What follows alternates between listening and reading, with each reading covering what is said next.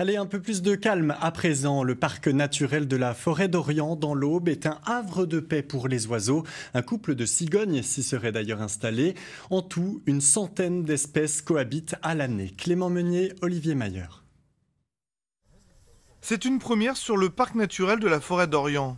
Depuis quelques mois, un couple de cigognes a construit son nid dans le bourg de Molin, allant jusqu'à mettre au monde 2 cigogneaux. Ils ont enchanté le village ces derniers jours. On les voyait, des fois elles étaient à 2-3 mètres des machines. Quand on fauchait ou qu'on remet un peu la végétation, tout de suite elles étaient derrière, elles recherchaient les insectes, les vers. Bon, on a vu la fabrication du nid, c'est vraiment beau, quoi, parce qu'elles viennent chercher les branches, les herbes. Ouais, c'était un spectacle. Étendu sur plus de 800 km², le parc de la Forêt d'Orient est un formidable environnement pour voir l'évolution de centaines d'oiseaux.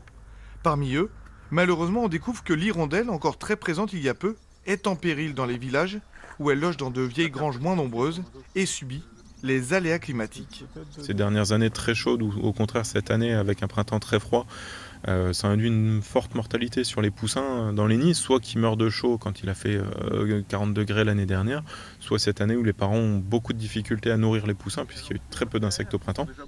En revanche, d'autres espèces profitent du changement de climat pour s'installer dans le parc, en bord de lac. C'est là que depuis 3 ans maintenant, une colonie de hérons garde-bœufs est venue s'installer et nicher dans la Solée qu'on aperçoit.